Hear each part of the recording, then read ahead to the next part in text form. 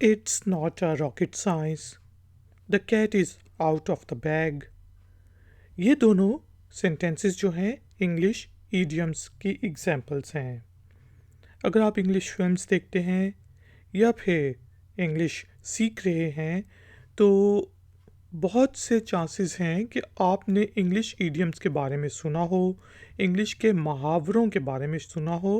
और आज के आई फैक्शनर के इंग्लिश लर्निंग वीडियो ट्यूटोरियल में हम ऐसे ही यूज़फुल इंग्लिश ईडियम्स के बारे में बात करेंगे जो कि हम डेली लाइफ में यूज़ कर सकते हैं। तो शुरू करते हैं जी अपना आज का वीडियो ट्यूटोरियल। और आज का जो पहला ईडियम का मीनिंग हम समझेंगे वो है it's not a rocket science. जब कोई कहता है कि it's not a rocket science तो इसका मीनिंग क्या होता है। अब देखें, रॉकेट्स बनाना और उनको आउटर स्पेस में भेजना, चांद पर भेजना बहुत मुश्किल काम है। और जो रॉकेट साइंटिस्ट होते हैं उन्हें बहुत सी कैलकुलेशंस करनी पड़ती हैं, बहुत सी चीज़ों का ख्याल रखना पड़ता है। तो सबसे मुश्किल फील्ड जो दुनिया में समझी जाती है वो रॉकेट साइंस को समझा जाता है, पढ़ाई के लिहाज से, रिसर्च के लिहाज से। तो अगर हम किसी को कोई चीज़ समझा रहे हों, आसान सी चीज़ हो या थोड़ी सी मुश्किल हो, लेकिन उसको समझ ना आ रही हो, तो हम उसको कहेंगे यार it's not a rocket science, समझने की कोशिश करो कि ये कोई बहुत ही मुश्किल बात नहीं है बल्कि आसान बात है, इसको समझो।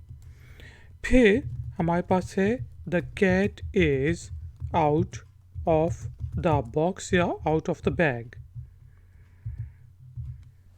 अब इसका मीनिंग क्या है, जब अगर आपने बिल्ली को कहीं दूर छोड़ के आना हो तो फिर आप उसको थैले वगैरह में बंद करके लेके जाएंगे, और अगर वो रास्ते में या घर में ही बैग से निकल आए तो फिर उसको पकड़ना मुश्किल होगा।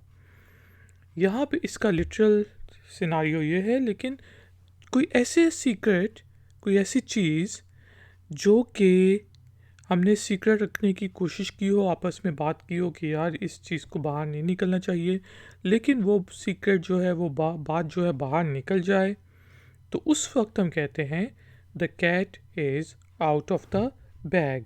यानी कि बिल्ली जो है अब बस्ते से निकल चुकी है, सीक्रेट जो है वो रिवील हो चुका है, अब इसका हमें कुछ करना पड़ेगा या जो भी है।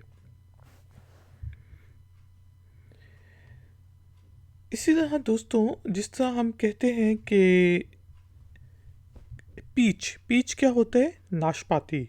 ठीक है जी। अगर मैं कहता हूँ कि let suppose she is a peach, तो इसका मीनिंग क्या है। शी इज़ अ पीच का मीनिंग ये है कि वो कोई बहुत ही रहमदिल औरत है, एक हेल्पफुल औरत है जो दूसरों की मदद करती है। तो कोई ऐसा पर्सन जो कि दूसरों की मदद करता हो, तो उस वक्त हम कहते हैं शी इज़ अ पीच या ही इज़ अ पीच। यानी कि वो स्वीट भी हो, अच्छा भी हो, और साथ ही साथ मतलब दूसरों की मदद भी करता हो, तो उसको हम कहते हैं, यानी कि ही इज़ अ पीच या शी इज़ अ पीच।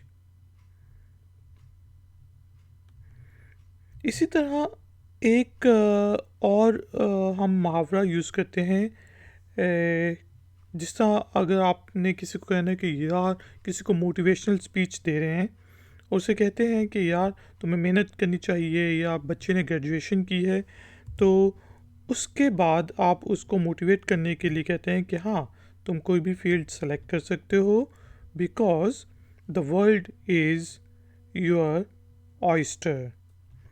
ठीक है जी। इसका मीनिंग क्या होगा, the world is your oyster. अगर कोई आपको ये कहे, इसका मीनिंग ये होता है कि आप कुछ भी कर सकते हैं, आपके पास अपॉर्चुनिटीज़ हैं, आपके पास एज है, आपके पास टाइम है। तो the world is your oyster का मतलब है you have a lot of opportunities, आपके पास बहुत ज़्यादा अपॉर्चुनिटीज़ हैं, चॉइसेस हैं, और आप कुछ भी सेलेक्ट कर सकते हो।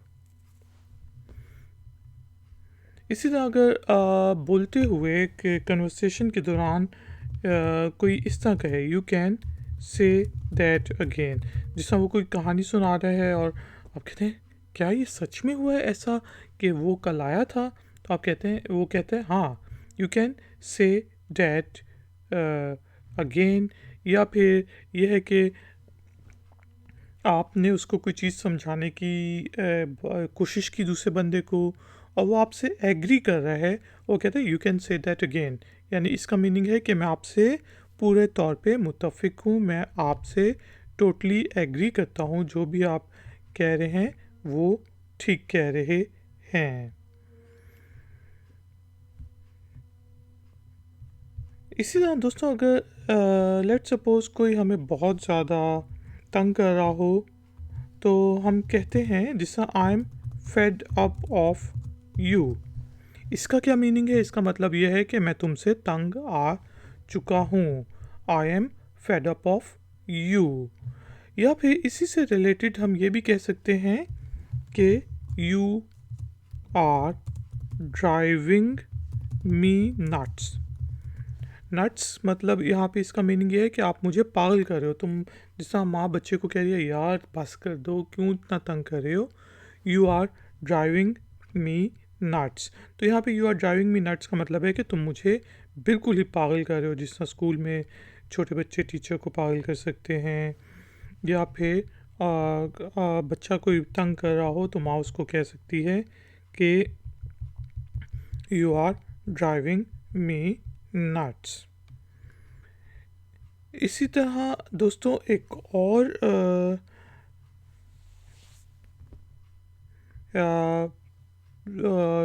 ईडियम हम बहुत ज़्यादा यूज़ कर सकते हैं कि जैसा when it rains it pores.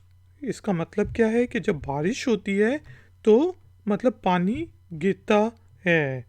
मैं इसको लिखता हूँ और फिर हम इसके मीनिंग को डिस्कस करते हैं कि when it rains it pours. यानी कि कई इलाकों में बहुत मूसलाधार बारिश हो रही हो तो बहुत ज़्यादा पानी जब गिरता है तो आपको पता है कि मतलब फिर प्रॉब्लम्स क्रिएट होती हैं। तो यहाँ पे इसका मतलब ये भी है कि जब प्रॉब्लम्स आती हैं तो सब एक साथ आ जाती हैं। आपकी लाइफ अच्छी गुजरी है लेकिन एक प्रॉब्लम आई, दूसरी प्रॉब्लम आई, तीसरी प्रॉब्लम आई, और सारी प्रॉब्लम्स एक साथ शुरू हो गई। तो फिर हम उस वक्त कहेंगे कि when it rains it pours, यानी कि भाई जब मसले आते हैं तो फिर एक साथ ही आते हैं और फिर हमें उनको सॉल्व करना पड़ेगा। और इसी तरह दोस्तों जिससे हम कह सकते हैं, जिससे आपने फिल्मों में सुना होगा कि थैंक्स गॉड इट्स फ्राइडे। ठीक है जी। तो ये बेसिकली हम क्यों कहते हैं, क्योंकि Saturday thanks God it's Friday, कि शुक्र है कि यार वीकेंड आ गया है, फ्राइडे आ गया है। इसका मीनिंग क्या है कि देखें, लोग मंडे ट्यूसडे वेडनेसडे थर्सडे और फ्राइडे को काम करते हैं और सैटरडे और संडे जो होता है वो वीकेंड होता है, उसमें वो एंजॉय करते हैं। तो जब कोई थक चुका हो काम कर कर के और अब उसका काम ख़त्म हो गया और अब वो रिलैक्स करेगा, तो वो कह सकते हैं हम कि इस तरह के थैंक्स गॉड इट्स फ्राइडे, कि चलो यार अच्छा हुआ, हमारा जो मुश्किल टाइम था, मेहनत का टाइम था, वो ख़त्म हो चुका है। एक और जो ईडियम है जो हम यूज़ कर सकते हैं वो है, लेट सपोज हम कहते हैं कि जैसे मैं कहता हूँ कि things are getting out of hand. आप कहते हैं कि यार तुम्हारा ये जो नया प्रोजेक्ट है जिस पे तुम काम कर रहे थे वो कैसा जा रहा है, और मैं कहता हूँ things are getting out of hands, के चीज़ें हाथों से निकल रही हैं। यानी कि प्रोजेक्ट डिले हो रहा है, प्रॉब्लम्स आ रही हैं, पैसे ख़त्म हो रहे हैं, रिसोर्सेज कम हैं, और मुझे लग रहा है कि प्रोजेक्ट जो है टाइम पे कंप्लीट नहीं होगा। तो उस वक्त मैं कहूँगा things are getting out of hands. या फिर यह है कि एग्ज़ाम्स बहुत करीब आ गए हैं और मैंने पूरा साल पढ़ा नहीं था और अब मैंने पढ़ना शुरू किया लेकिन अब टाइम बहुत कम है और मुझे लग रहा है कि मैं फ़ेल हो जाऊँगा। तो उस वक्त मैं कहूँगा things are getting out of hands. तो दोस्तों ये हमारा छोटा सा ट्यूटोरियल था यूज़फुल इंग्लिश ईडियम्स का। ये हमारा पार्ट 1 था। मैं और भी ट्यूटोरियल्स बनाऊंगा जिसमें मैं आपको यूज़फुल इंग्लिश इडियम्स के बारे में एक्सप्लेन करूंगा। अगर आपका कोई क्वेश्चन है, कोई कमेंट है तो नीचे दिए गए कमेंट बॉक्स में ज़रूर लिखिएगा। वीडियो को लाइक ज़रूर करें, शेयर ज़रूर करें और चैनल को सब्सक्राइब करें। मैं हूँ iFactioner। मिलूंगा आपसे एक और नए वीडियो ट्यूटोरियल में। Until then, take care, keep learning, keep enjoying. Good day.